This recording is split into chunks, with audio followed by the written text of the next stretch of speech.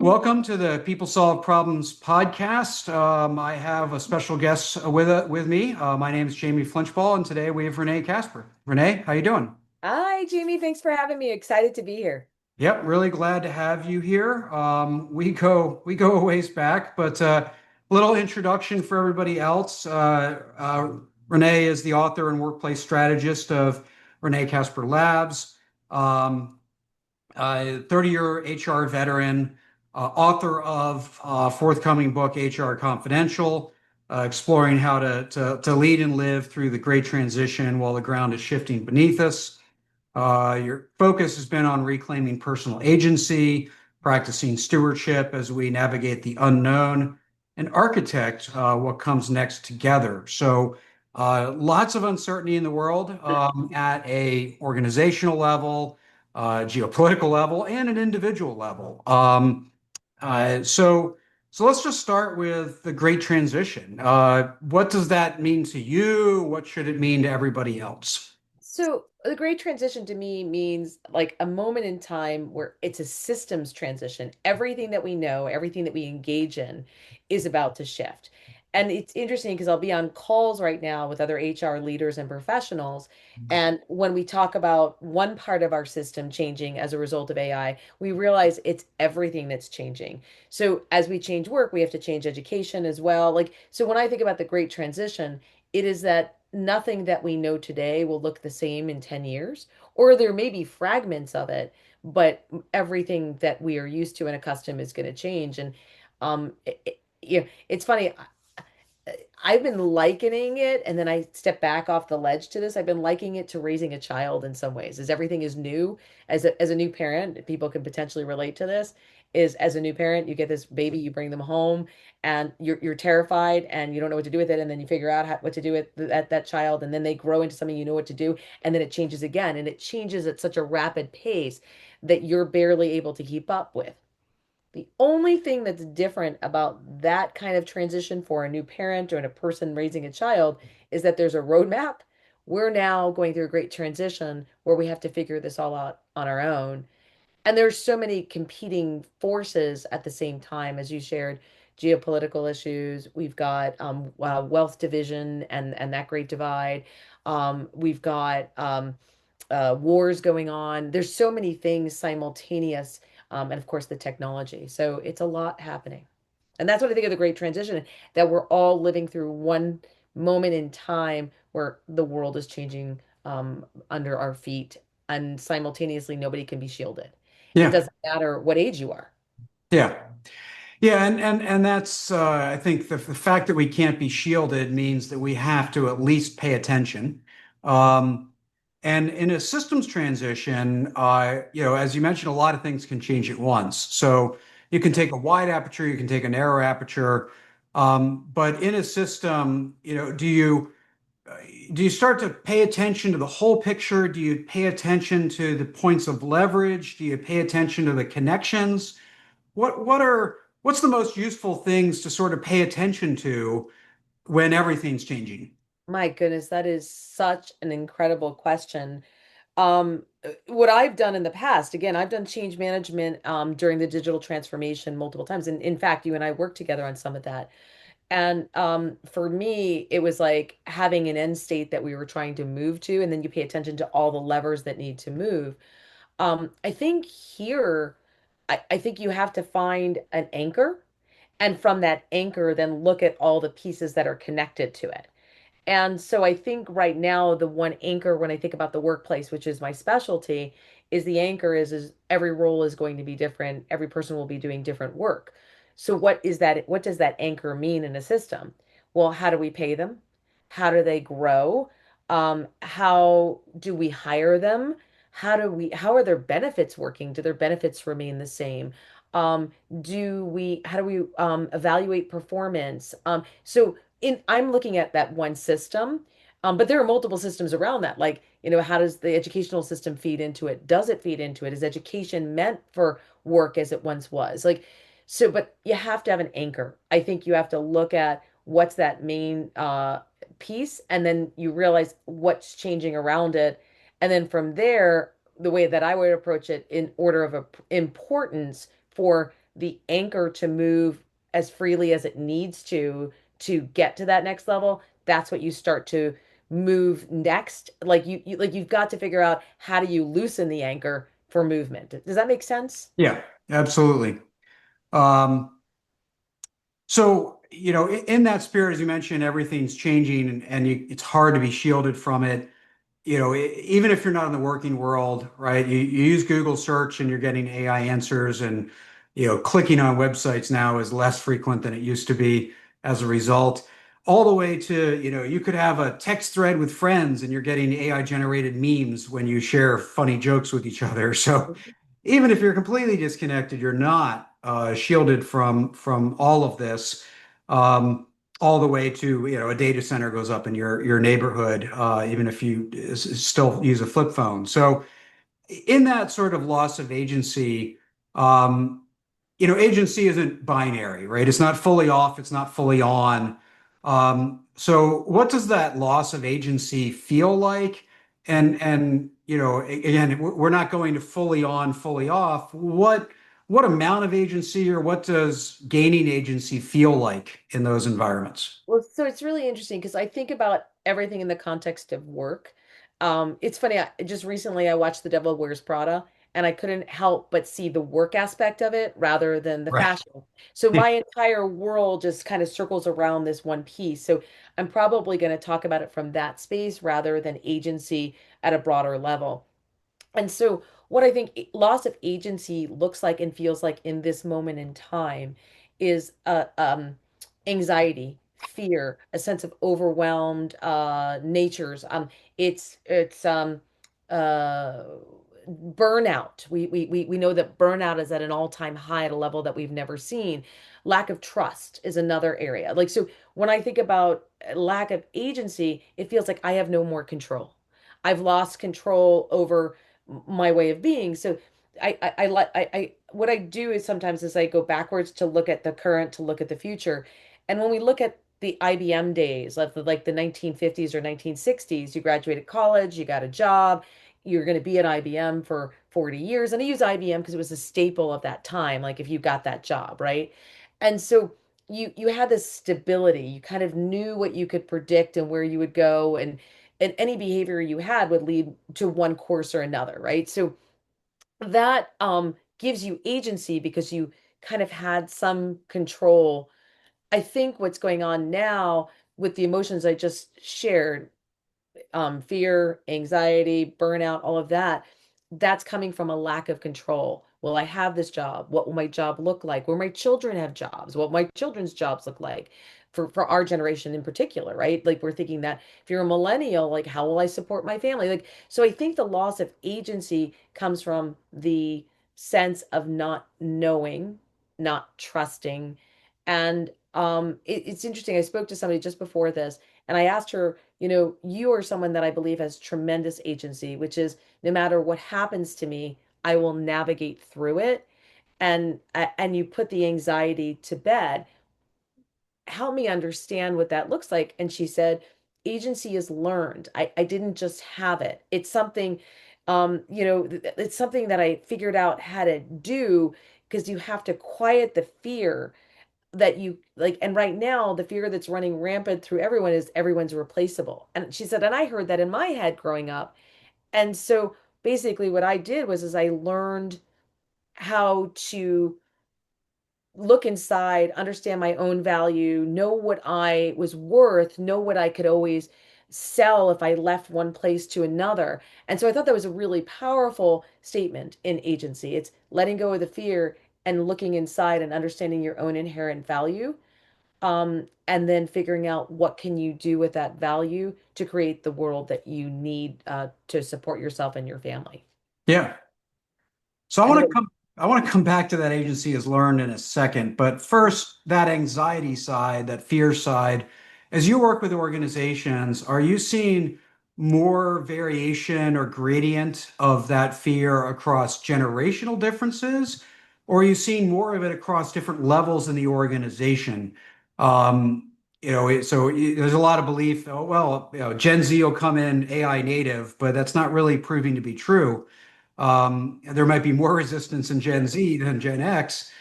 So are you seeing more generational differences, or are you seeing more about where they are in the organization? Such an powerful question. Um, I- so I'm doing a lot of interviews for the book. And so let me share with you a little bit about the book and then answer the question. So the book is it's called HR Confidential, and it's about what happens in the room and the decisions that got made and how they got made and why they got made. And they weren't necessarily human oriented. And so, how do we now make this moment in time, this pivotal moment in time, something that we become more human oriented with? And in doing the interviews, I've interviewed Gen X, Gen Z, and millennials, and also I've just left a large corporation, and that had all of those different generations as well, and different levels. So what I would say is I think they're all equally anxious for different reasons. Um, I think the Gen Z, interestingly, I don't know if you saw some of these different stories in the paper that some of the Gen Zs were booing anyone that would speak about AI at a graduation ceremony, which is interesting. So they're really fearful because they don't have a playbook that their parents can pass down to them as what happened with us, right? They're going into this really dark space and they just don't know what to expect. And so I see it in the interviews that I'm having. Actually, one person I interviewed in HR in a pretty prominent a role said that she's actually seeking therapy because she's overwhelmed with the change and then leading people through the change, which I thought was really fascinating. Um, and then what I would say, the millennials, um, they're tired, different than the Gen X's. So the Z's are kind of like, what's going to happen to us? This is what I'm experiencing. What's going to happen to us? We want to learn this, but we really don't want to learn this because if we learn this, we may not have a future. That's something I am seeing. Like, and my daughter is resistant. It's really interesting. She's like, I want to write my own stuff. I don't want to use AI. I like my brain. I want to use my brain. I'm like, that's great, but maybe we build some agents that help you work more effectively. But there is a rejection for sure. The millennials are kind of saying, I'll do it because I have to, but I'm really exhausted and I'm really burnt out. And I don't think this is fair. And I'm really concerned about what this means for me getting to the next level. Because what we're hearing is hierarchy may die. And we're kind of like in this space where like we're hoping to get to the next level, but we don't know now if we'll ever get there. So I think that's fascinating. And I think the Gen Z, because most of us that I know in the Gen Z, not Gen Z, Gen X, most of the Gen X people that I know are the leaders. And so, um, I'll say about our generation, what I'll say about our generation is that we generally embrace change. We always have. We're generally change resistant, like resilient, not resistant, change resilient. Mhm. And so, what I see from our generation more so than any of the others is our willingness to accept it and integrate it and figure out how to use it and navigate it. But I think we have to bring the other generations along. I think our generation, though, seems to be more afraid of the ageism as a result of that. Yeah. And so, and I hear that a lot. And are we going to age out and our skills not going to be strong enough? So I think that that's that. Um, Leaders are obviously ones that are adopting it, and I see a level of excitement. I'm taking a lead with AI class, and I see people at our level, um, just really like having these aha moments and wow, I can't believe that it can do this, and just so thrilled with its capabilities. I don't see that at the generations below us. Mhm. Did Yep. I over answer that question, or was No, I think it's very interesting because the reasons why, I mean, even if people I identify with this particular generation and the reasons you gave, understanding the reasons can help them find their agency, right? They better unpack what's going on. And yeah, our Gen X, you did out yourself as Gen X when you said you saw this in the paper. yes, So uh, so which I funny. didn't even see it in the paper. Uh, but yeah, it is different for different reasons. And of course, I'm always a proud Gen Xer of the resiliency that Gen X tends to represent. So identifying and understanding the anxiety, the fear, the causes, all that's part of it. The learned agency, I do want to Okay, yeah. return to that. What would basically anything you want to learn, you kind of need to practice, Yeah. right? What's your guidance, experience, evidence, whatever, around how to practice that? How do people, if somebody says, "Yeah, I want to learn agency, so I'm going to start to deliberately practice," what would that even look like? So interesting because the quote got thrown at me right before we met, and it's something to really like, and I want to go back and forth on this one if we can, because I think it's such a powerful quote, right? I think to me, practicing self-advocacy is always one part of agency, right? Understanding your value. I believe building your resiliency. I would say another part of agency is curiosity. Because I think when we're curious, we're constantly learning, and that constant uh, growth mindset enables us to feel like we are capable of reaching any challenges, which then gives us agency to know we can get through this. I think in this day and age that we're living in, I think you need to be aware of what's going on around you. I think if you turn it off and say, I don't want to know anything about it, I think then it's the opposite of curiosity. But I think you're going to have a great deal of risk, and that's where anxiety is going to kick in at a higher level. I think, like again, a new term or a new line that came to me was this, and or this line, and so. I'm still thinking about it. I don't know what your thoughts are because it is really powerful that agency is learned, and it is. Yeah. And so, what would how would you kind of help define that a little bit? Yeah, I think all those things are part of it. I think also, and I'm, I'm a naturally let's manage the risk, but I think if you start writing stuff down and, in a journal's fine, but there's better ways, whether it's problem statements or using structured tools for decision making, whatever that might be, Mhm. starting to write it down makes it more tangible instead of loose connections, you start to see them better and understand them better. And as part of that, if you really kind of lay out, well, even just do a probability tree. Mhm. What are the scenarios I'm worried about, and what's the probability that they come true? Most of our worst days aren't as bad as they seem. Most of our best days aren't as good as they seem either. Well said. Um, and so, it's not all doom and gloom. The worst things that happen often don't. Worst things that could happen often don't. Bad things happen without a doubt. Bad days can be very, very bad, but all of them being as bad as we imagine, very unlikely. And I think that helps. I also think breaking it down. Breaking problems down help you not see it in aggregate, but see it in specificity. And so, let me deal with this problem and this part and this element. And okay, I can't solve that part, but let me go try and solve that part. And I think I think all that helps It's, just a little bit. So I think it's powerful because I think that um, not eliminates, but it minimizes anxiety when you're able to look at it and approach it little by little.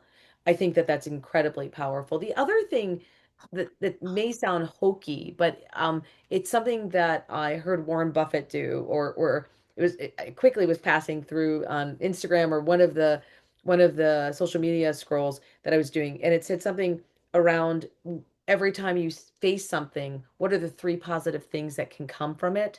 And so I think as opposed to going into a negative spiral, which can happen very quickly, particularly with the way our world is set up, everything, I think fear sells, and I think there's a lot of fear being thrown at us. And so I think what we need to do is look at what positive thing could come from this and what do we need to do? Like, and spin it back. And I'm not talking toxic positivity, but to look at it in a way with a different lens. mhm. And I kind of want to circle back to that part that fear sells. Right now, we're in that cycle of fear selling and coming at us really fast. And if you consume that, you're going to lose your agency. Yeah, Like So you have to be really careful about what you let in, and when Yep. you let it in, how you're digesting it. Yep. I think that's fantastic advice. Um, Before we run out of time, I do want to cover this specific dimension or thread, and that's just going back to the core of being an HR leader. Um, a lot of what we discussed so far applies to any leader or any individual trying to navigate this. What's your learning so far, advice so far for HR, whether they're CHRO or an HR generalist? What are the highest leverage levers that they can pull to help the people around them through this, navigate through this? I think that this goes back to stewardship. I think that HR is going to need to make a massive change in who we are and how we identify. So recently, there was, I don't know if you read this article or saw this, there was a CEO out in Silicon Valley that fired his entire HR staff. Yep.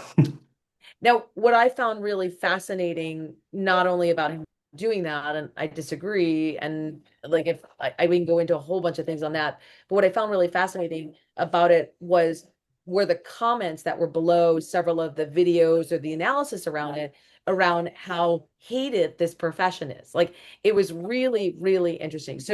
So that really struck a chord with me. And I've been speaking in my interviews with other HR leaders about this, like how we are seen, how we are perceived is a really big issue. And I think that the advice I would give to people in this space is we need to change that perception through stewardship, through this moment in time. This is going to be, again, the biggest change we have ever seen in our lifetimes and in generations. And this role or this space can continue as it is, and administrative and draconian, the place that people are afraid of, or we can be the steward, the conscience, the ethical part of the company that's helping drive this in a way that's understanding the value of humans and how they're receiving it today. Like we need as leaders to tap into the fact that people are burnt out, that people are exhausted, that people are fearful, and figure out what are the solutions, what's the root cause of that, and then how do we help drive a more stable organization, building with our people together. I think that like that's the advice I would give to a lot of people in my space is we need to rethink who we are, how we show up, how we're perceived, because perception is reality. And if I open up a YouTube, so I don't know if you can hear the barking behind me, which I apologize for. If I open up a YouTube today and I see thousands of people bashing on that function, which is ours, then that perception is their reality. And we need to move to a different space. So that's, I hopefully that answers your question, but that's the advice I'd give people today. Yeah, that's great. Well, I know you're talking to more HR leaders and interviewing them. And for those that want to sort of continue this conversation, watch for the forthcoming book, HR Confidential. Renee, I appreciate you coming on the show and sharing your perspective. Thank you so much. I appreciate it, Jamie.